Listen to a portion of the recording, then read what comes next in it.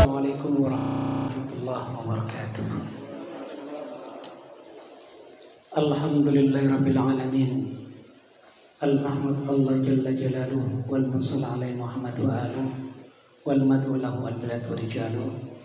Bismillah tawakkalna 'ala Allah la haula wala quwwata illa billahil aliyyil azim arrahmanir rahim.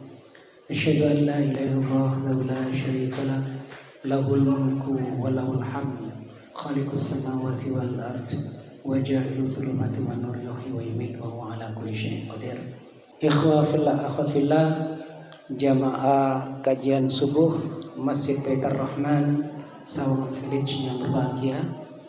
Pada pagi hari ini, tepatnya Sabtu keempat di bulan Ramadan, saya mendapatkan amanah untuk menyampaikan kajian, dan saya diberikan topik kajian berprasangka buruk dan akibatnya. Ikhwa fillah, akhwat fillah, kata-kata prasangka dalam bahasa agama ataupun dengan bahasa Arab disebut dengan dzan. Dzan berasal dari kata-kata dzanana. Itu maknanya adalah syak dan yakin tanpa pengetahuan. Sementara ulama yang lain memberikan makna bahwa dzan itu menyangka, dan yang dimaksud adalah kalau dalam bentuk jamak disebut dengan dzunun, bermaksud tiap-tiap barang tiada dipercayai.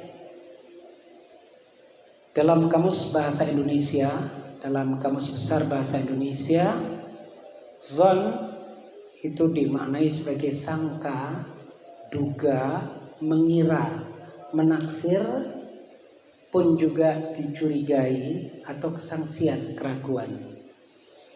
Dalam Mu'jam Al-Wasit, sebuah kamus bahasa Arab, menjelaskan bahwa dzan itu adalah pengetahuan tanpa keyakinan. Sementara Sayyid Muhammad Nuh mengatakan bahwa dzan itu adalah ragu. Sebagaimana dalam istilah al-bi'ru dzununun, sumur itu meragukan. Yang diragukan di sini adalah apakah sumur itu berair, ada airnya ataukah tidak. Bisa juga dzan itu menurut beliau, kalau dikatakan dzanna bihin nas, itu bermaksud tuduhan. Ia menuduh orang-orang atau menampakkan suatu tuduhan, itu dzan atau perkiraan. Kalau kita katakan inni dzanantu anni mulakin hisabiyah, itu keyakinan. Tapi keyakinan ini masih meragukan. Kalau itu adalah bahasa Al-Quran, di mana manusia meragukan apakah benar pada suatu hari kelak dia akan diperhitungkan seluruh aktivitas yang dia lakukan. Ikhwa fillah, akhwat fillah, itu makna secara bahasa. Sementara makna secara istilah, dzan itu berarti menetapkan sangkaan buruk lalu membenarkannya. Jadi persangkaan yang tidak baik atau buruk itu dilemparkan lalu dibenarkan. Dan hal itu dalam kaidah agama merupakan dosa, terkecuali untuk hanya yang berpikir saja, dalam hatinya tanpa diucapkan. Bila mana itu tidak diucapkan, maka tidak ada implikasi dosa. Tapi ketika persangkaan, tuduhan yang dilakukan tanpa bukti nyata itu diucapkan, maka itulah kemudian berimplikasi kepada dosa. Sehingga di sini ada hadis yang mengatakan an Abi Hurairah radhiyallahu an Nabi sallallahu alaihi wasallam qala iyyakum wadh-dhanna fa inna adh-dhanna akdabul hadithi wa la tajassasu wala tahassasu wala tahasadu wala tabaghadu wala tadabaru wa kunu ibadallahi ikhwana wala yakhtibur rajulu ala khidbati akhi hatta yankiha aw yatruka. Abu Hurairah meriwayatkan bahwa Nabi bersabda, Anda sekalian, kalian semuanya jauhi tentang prasangka atau dugaan-dugaan atau kira-kira yang belum jelas bukti dan faktanya. Fa inna dhanna, karena persangkaan atau kira-kira itu merupakan ucapan yang paling bohong. Akdzabul hadithi, ucapan yang paling bohong ketika dilontarkan, yang itu merupakan bersitan hati kita, pikiran kita, dan belum ada buktinya lalu diucapkan, itu ucapan yang paling bohong. Dan jangan engkau tajassasu, memata-matai, wala tahassasu, saling mengintai, wala tahasadu, saling mendengki, saling iri hati, wala tabaghadu, dan saling benci membenci, wala tadabaru, saling belakang membelakangi. Wa kunu ibadallahi ikhwana, jadilah kalian semuanya wahai umat manusia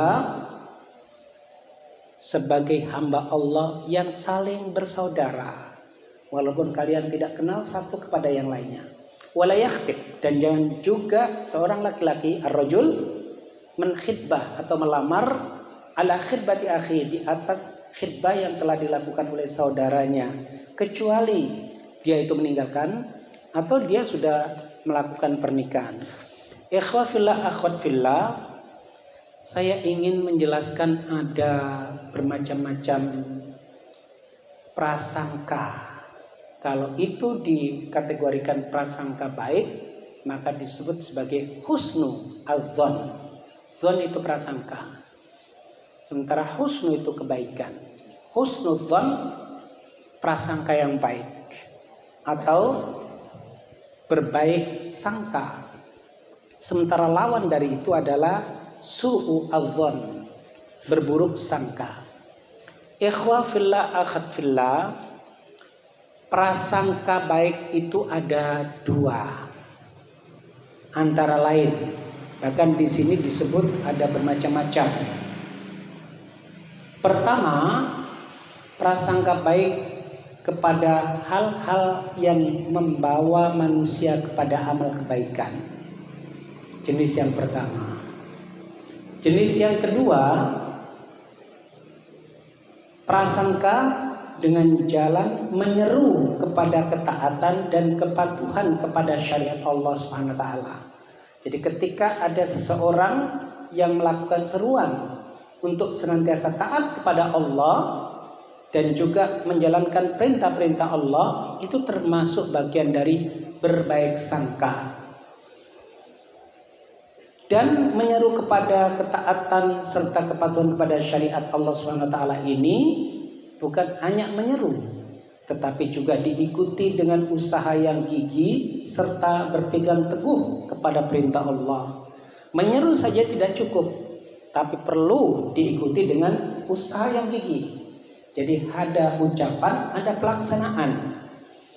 Pelaksanaan untuk tetap memegang perintah-perintah Allah dan kemudian menjauhi segala larangan Allah Subhanahu wa taala. Kenapa demikian? Supaya muslim yang dikategorikan sudah berbaik sangka kepada manusia tadi memiliki harapan yang benar dan kuat. Harapan apa? Harapan untuk memperoleh keridhaan Allah, menuju apa yang dijanjikan Allah, yaitu kebahagiaan akhirat kelak sebagai kebahagiaan yang hakiki atau sejati.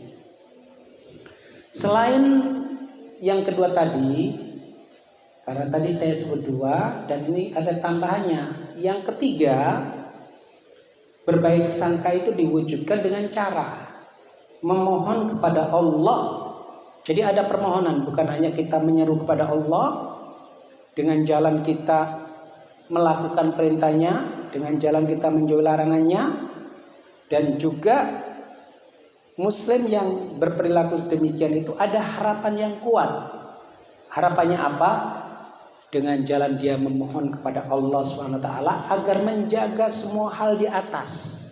Jadi bukan hanya kita telah melakukan kebaikan tanpa kemudian kita pasrah kepada Allah, ya Allah, aku telah melakukan kebaikan, tapi tolong jaga dan pelihara perbuatan baikku itu. Jadi kita ketika sudah melakukan kebaikan, jangan dibiarkan begitu saja tanpa kita jaga kebaikan itu. Karena iman dalam jiwa kita, atau dalam tubuh kita, atau dalam jasad ini, yazid yang wayangkus, bertambah dan juga berkurang.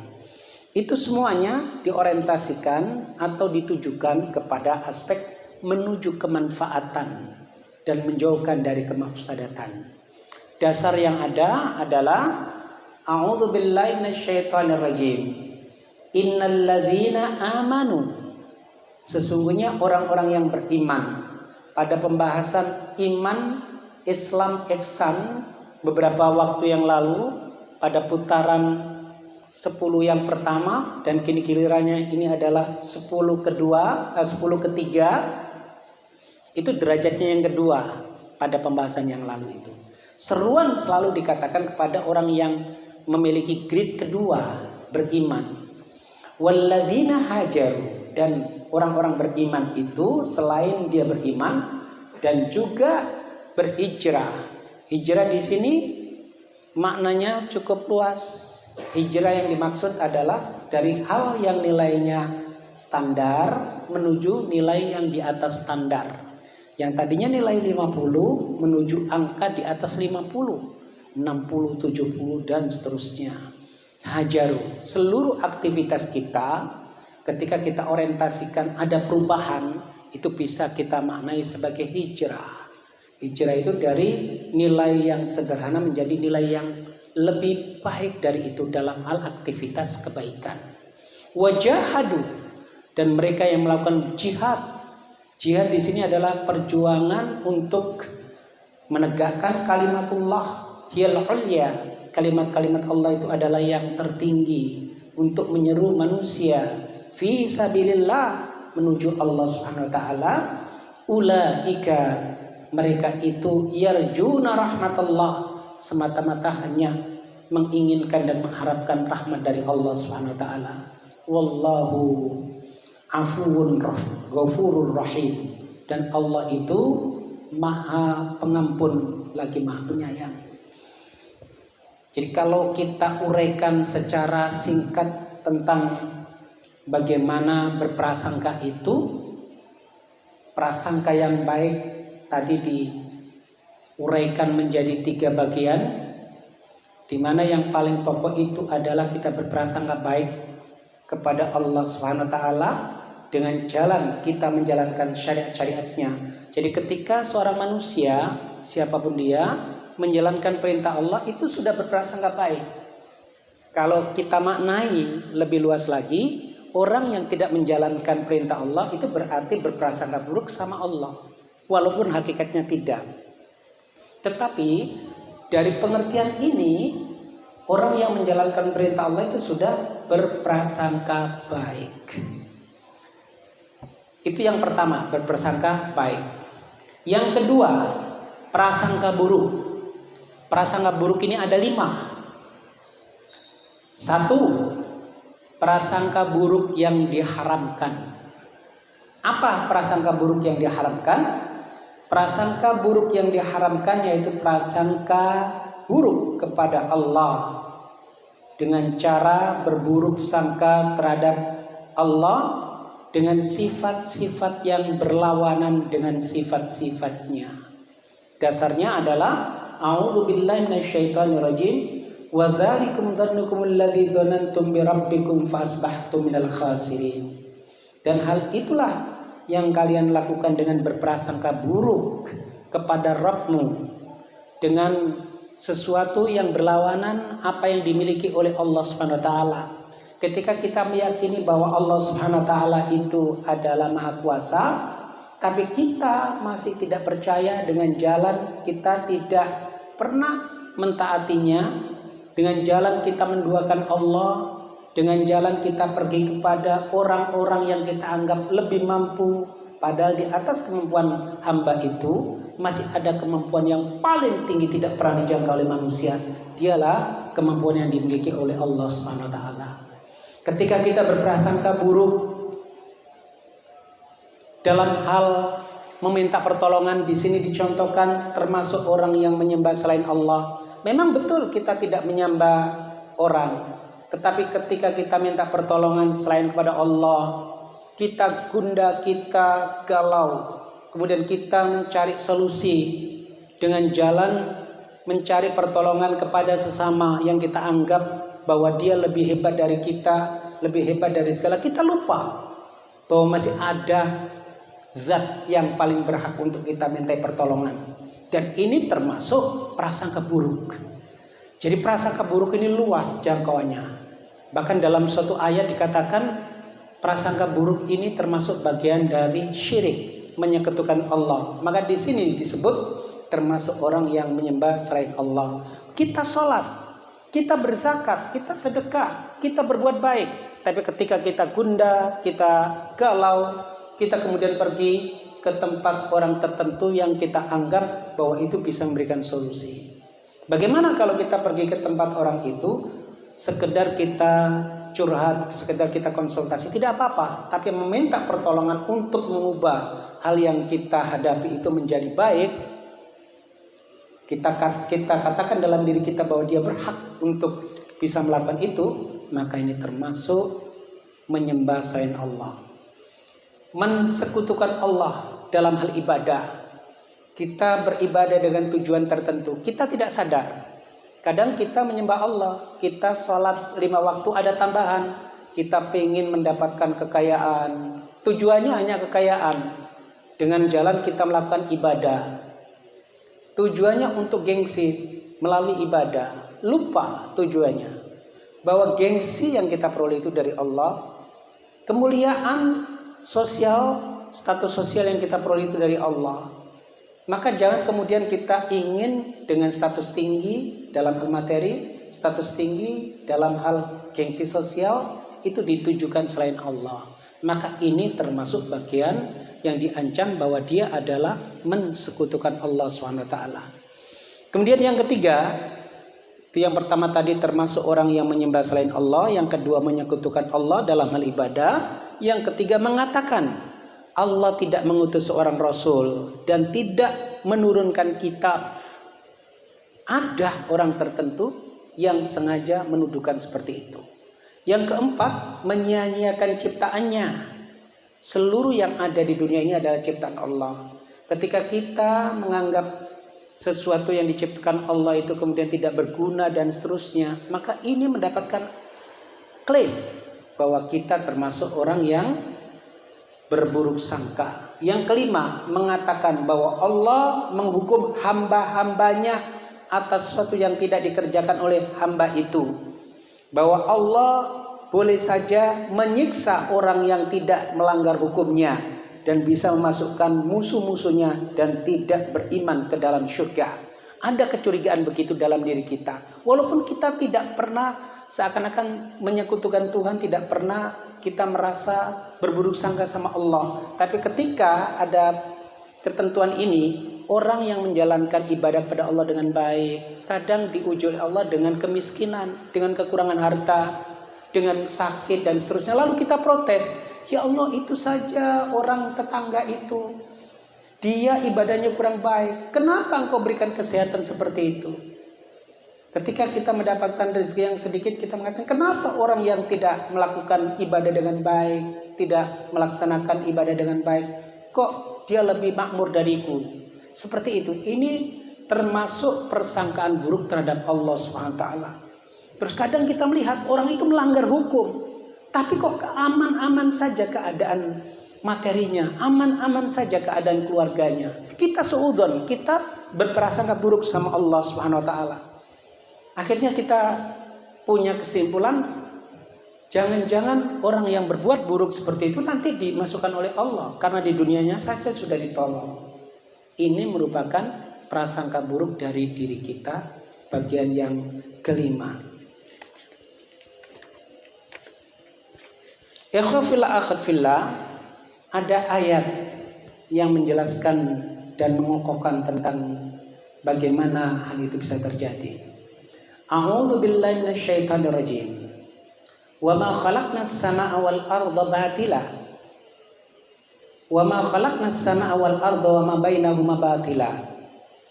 Kami, kata Allah, tidak pernah menciptakan langit dan bumi, dan antara keduanya, antara langit dan bumi itu secara sia-sia. Dzalika dzannul ladzina kafaru. Itu mereka yang menyangka dan mengira seperti itu, bahwa penciptaan langit dan bumi serta antara keduanya itu sia-sia atau tidak ada maksud dan hikmahnya, hanya sekedar kira-kira dan dugaan serta tuduhan orang-orang yang kafir, orang-orang yang mengingkari kebenaran. Fawailun, maka celaka orang-orang yang seperti ini. Alladzina kafaru, yang melakukan perbuatan seperti itu dan kira-kira serta tuduhan semacam itu. Minan nar, maka azabnya, ancamannya adalah bagaimana pedihnya api neraka. Am naj'alul ladzina amanu wa 'amilus shalihat kal mufsidin.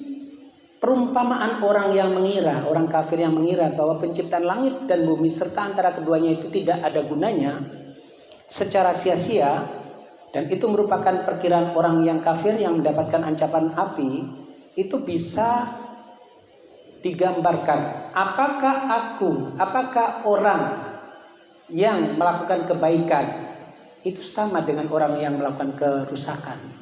Satu membangun, satu menghancurkan, samakah seperti itu? Allah memberikan perumpamaan seperti itu. Am naj'alul muttaqina kal fujjar, atau orang-orang yang bertakwa, orang-orang yang baik, yang saleh, itu sama dengan orang-orang yang berbuat maksiat. Orang-orang yang menjaga dirinya, tidak minum, tidak makan hal yang diharamkan, sama dengan orang yang mabuk, sama dengan orang yang melakukan pencurian dan seterusnya. Tidak sama. Itu perumpamaannya. Jadi ketika kita menduga, kita mengira bahwa penciptaan langit dan bumi dan diri kita yang ada di bumi ini, serta seluruh perangkat kita yang ada dalam tubuh kita, baik itu kita dikasih kesehatan, kita dikasih ujian dengan kita kekurangan sehat dan seterusnya, itu kemudian tidak ada gunanya. Semuanya ada gunanya. Kita sakit itu merupakan penyakit ujian, bahwa begitulah rasa sakit itu. Kadang kalau kita tidak pernah merasakan sakit, belum tahu bagaimana sehat itu mahal. Maka dikatakan as-sihhatu tajun ala ru'usil as-sihhat la yaraha illal mardah. Kesehatan itu bagikan mahkota yang dikenakan di atas kepala. Tidak ada orang yang tahu bagaimana nilai sehat itu kecuali orang-orang yang pernah merasakan sakit. Dan dengan rasa sakit itu kita merasakan bahwa sehat itu mahal. Ikhwafillah akhwafillah, yang kedua, prasangka buruk yang dibolehkan. Jadi ada prasangka buruk yang diharamkan, yaitu prasangka buruk kepada Allah, dengan jalan kita menuduh sifat-sifat Allah yang begitu sempurna menjadi tidak sempurna. Dalam diri kita terdapat kekurangan, kita menuduh Allah bahwa Allah itu tidak adil, Allah itu pilih kasih dan seterusnya. Itu tuduhan, itu yang diharamkan. Dan yang dibolehkan yaitu prasangka yang didasari bukti atau fakta. Prasangka itu adalah dugaan, kira-kira, pencurigaan. Yang diperkenankan itu ada fakta dan buktinya. Ketika itu ada buktinya, maka prasangka itu boleh kita ucapkan. Kalau hanya sekedar baru dalam bersitan hati, kita menyangka, kita menduga, belum kita ucapkan, itu tidak ada implikasi dosanya. Tapi saat mana itu kita ucapkan, si fulan melakukan sesuatu, maka dianggap bahwa sesuatu yang sudah kita lontarkan tanpa adanya bukti, itu menjadi haram hukumnya. Tetapi kalau ada bukti, itu dibolehkan. Ada pendapat Abdul Aziz Ibnu Baz, fal wajibu 'alal muslimi alla yusi'a dhanna bi akhil muslim illa bidalilin. Fala yajuzu lahu ayatashakkaka fi akhihi wa yusi'a bi dhann illa idza ra'a 'ala amaratin tadullu 'ala su'i dhanni. Abdul Aziz bin Baz memberikan penjelasan Yang wajib bagi seorang muslim katanya, jangan pernah berprasangka buruk terhadap saudaranya yang muslim lainnya, kecuali dengan adanya bukti dan fakta. Dan tidak boleh meragukan, fala yajuzu lahu ayatasyakkak, tidak boleh dia juga meragukan dirinya, diri saudaranya itu, kemudian melakukan persangkaan-persangkaan, kecuali apabila dia memiliki bukti yang menunjukkan dan menguatkan persangkaan itu dibenarkan dan itu dibolehkan. Yang kedua, beliau juga menjelaskan fal wajibu ala kulli muslimin, dan kewajiban bagi setiap muslim, rajulun aw imra'atun, baik itu laki-laki maupun perempuan, berhati-hati, al-hadharu min su'idzan, berhati-hati untuk melakukan persangkaan yang dilontarkan secara verbal atau melalui lisan, illa, kecuali bi asbabin wadihatin, dengan adanya fakta-fakta, bukti-bukti yang jelas. Wa illa bi ghairi dzalika, dan jika tidak, maka jangan pernah lakukan tuduhan itu. Yang wajib adalah husnudzanni billah wa husnudzanni bi akhil muslim, berbaik sangka terutama kepada Allah dan juga kepada saudaranya yang muslim. Au bi ukhtiki al muslimah, au bi ukhtika al muslimah, atau dengan saudaramu yang muslimah, yaitu perempuan. Wa alla tusi adzan illa bi asbabin wadihatin tujibut tuhma wa illa fal aslu al baraa wassalam. Ketika tidak memiliki bukti, semua dugaan yang berangkat dari pikiran-pikiran buruk kita terhadap sesama, terhadap keluarga, terhadap tetangga dan saudara-saudara kita, hilangkan saja, karena itu akan membahayakan. Yang lebih bagus ketika kita mendapatkan informasi tanpa bukti, anggap itu tidak pernah ada. Karena ketika informasi yang kita terima dari seseorang, kita biarkan dan kita acukan atau kita abaikan, kembali informasi itu kepada yang memberikan informasi, tidak kepada kita. Ketika kita yang menerima informasi dan kita yang menyampaikan atau meneruskan informasi itu, maka seluruh akibat dari informasi itu kembalinya ke kita, bukan kepada orang atau sumber yang memberikan informasi itu. Disinilah kemudian dikenal dengan hoax dan seterusnya.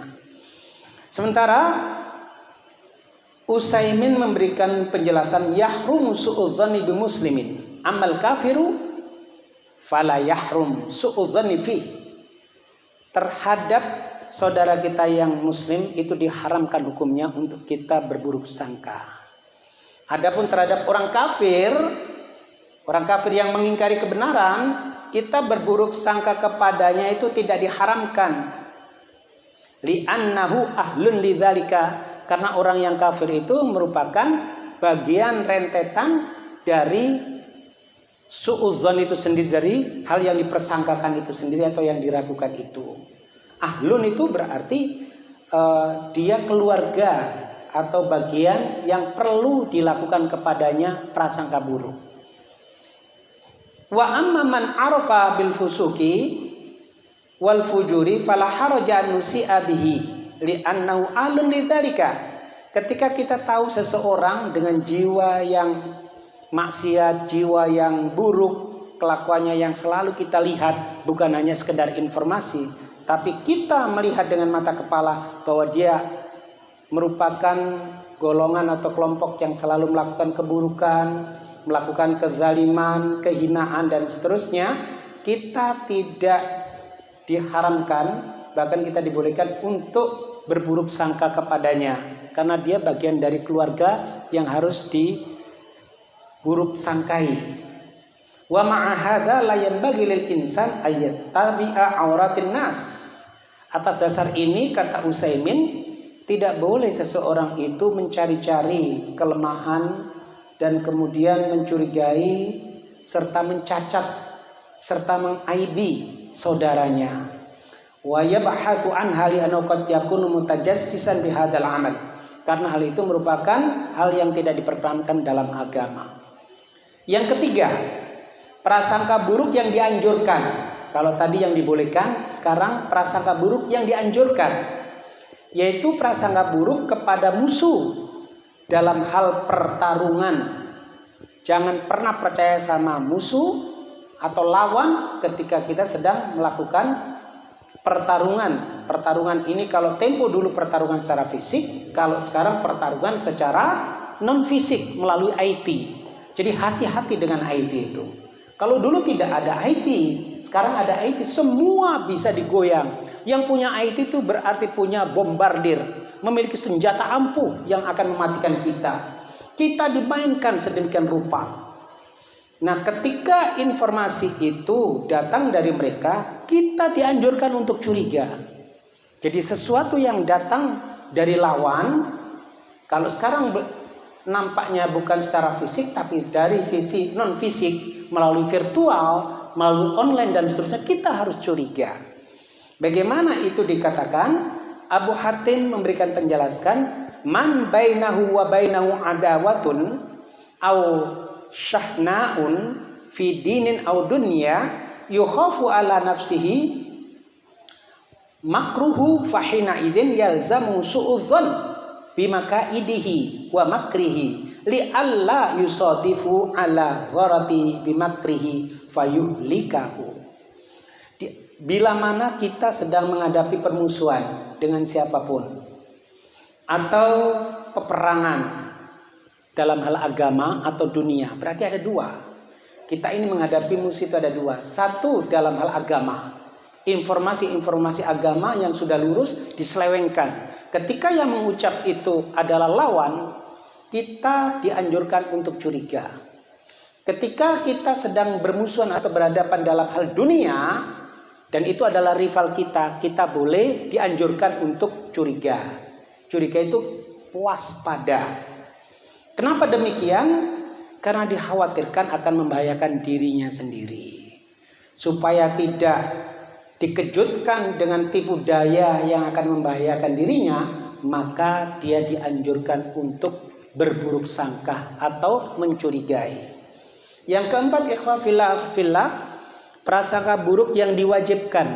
Jadi ada prasangka buruk yang dibolehkan, prasangka buruk yang dianjurkan, prasangka buruk yang diharamkan. Ini prasangka buruk yang diwajibkan, yaitu dalam rangka kemaslahatan syariat, seperti terhadap perawi hadis yang dijarah. Maksudnya ketika ini berbicara tentang masalah agama, ketentuan agama. Contoh di sini karena contoh klasik, contohnya adalah orang yang membawa hadis, bahwa hadis ini berasal dari Nabi, itu wajib dicurigai. Jangan-jangan hadis itu adalah bawaannya sendiri. Kalau sekarang dia mengatakan bahwa ini adalah ketentuan dari agama, dengan membawa konsep agama dia, kita wajib mencurigai. Jangan-jangan kemudian bukan berasal dari agama. Banyak, umpamanya contoh kita dalam sholat subuh, ketika itu terjadi di malam tertentu gitu, sholatnya menjadi 3 rakaat karena merujuk kepada ketentuan Al-Quran atau As-Sunnah umpamanya. Itu wajib dicurigai dari mana asal usulnya. Jangan pernah merubah ketentuan agama. Hal-hal yang bersifat qat'i, yang itu adalah ketentuan agama, ketika ada orang membawakan hal-hal yang dianggap aneh, wajib dicurigai. Hukumnya wajib. An-Nawawi dalam hal ini mengatakan, qala An-Nawawi hadza kalamul Ghazali qultu qad dzakarna annahu yajibu alaihi idza urida lahu khatirun bi su'idzan aw yaqta'uhu wa hadza in lam tada' lil fikri fi dzalika maslahah syar'iyyah fa idza da'at jazal fikru fi naqisatihi wat targhibi anha kama fi jarhi syuhudi warwat. Penjelasan tadi dikuatkan berdasarkan ungkapan Imam Nawawi. Beliau adalah Syafi'i, menguatkan apa yang dikatakan oleh Imam Al-Ghazali yang wafat tahun 505 Hijriah, penulis Ihya Ulumuddin. Beliau mengatakan kalau terjadi hal itu, tidak pernah kita dengar hadis, tiba-tiba ada hadis dibawakan dan itu merupakan ketentuan agama, Bila mana itu meresahkan masyarakat, berhentikan, potong. Jangan pernah diberikan kesempatan orang semacam ini. Karena apa? Karena hal itu akan membuat umat ini tidak berdaya dalam hal agama. Seakan agama itu adalah berat dan seterusnya. Ada ketentuan yang aneh-aneh. Sudah kita ikuti ketentuan yang sudah ada. Jangan mempersulit diri. Karena Allah SWT tidak pernah menginginkan hambanya mendapatkan kesulitan dalam hal agama. Yang terakhir, ikhwafillah, prasangka buruk yang diberikan keuzuran. Nah ini tolong diperhatikan baik-baik. Kok ada prasangka buruk yang diberikan keuzuran atau dimaafkan? Bagaimana? Yaitu terhadap mukmin yang tidak dikenal dengan kemaksiatan dan kefasikan. Maka haram dinodai kehormatannya dan haram bersuudzon kepadanya. Terutama mukmin yang dikenal dengan kebaikan, maka hendaknya mencari lebih banyak alasan untuk berprasangka baik kepadanya. Dasarnya adalah hadis Aisyah, an Aisyata qalat qala Rasulullah sallallahu alaihi wasallam aqilu dzawil hayat zullatihim. Hindarilah kekeliruan para pemilik urusan atau ahli ilmu agama. Yang kedua, aqilu dzawil hayati atharatihim illal hudud. Maafkanlah kesalahan orang-orang yang biasa berbuat baik kecuali dalam pelaksanaan had. Ini hadis riwayat Abu Dawud.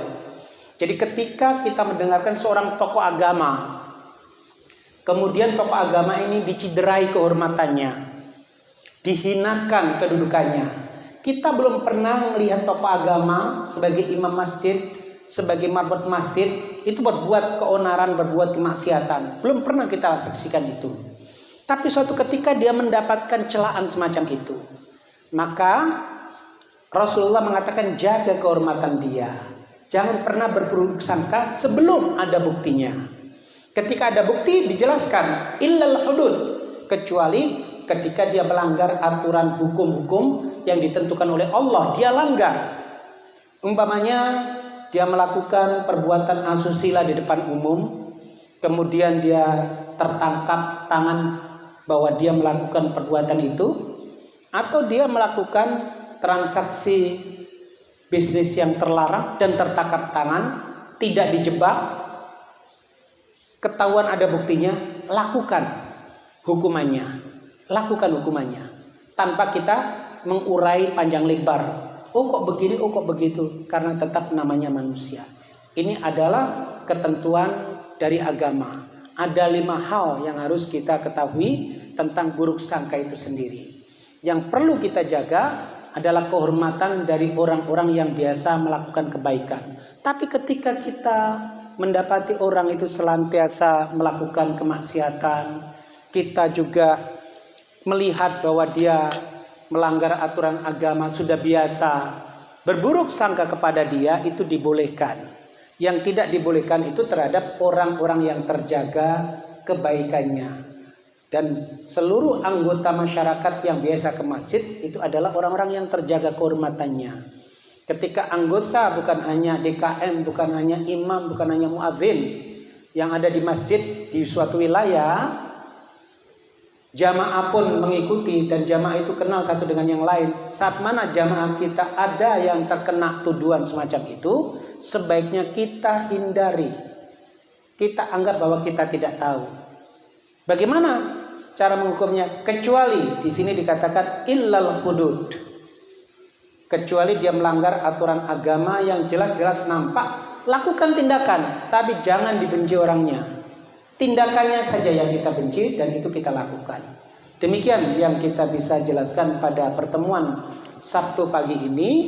Di Ramadan yang ketiga, 10 ketiga ini, kita berharap 4 hari ke depan kita lulus dan kita mendapatkan hadiah malam Lailatul Qadar.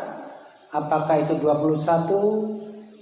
Kalau dalam sebuah hadis itu 21, 23, 25, 27 dan 29. Tetapi sebaiknya kita hitung dari yang pertama, karena akumulasi dari 1 sampai 30. Nanti rewardnya itu ketika kita mendapatkan kesempatan beridul fitri. Saat mana khatib naik ke mimbar, itu malaikat sedang membagi-bagi tiket.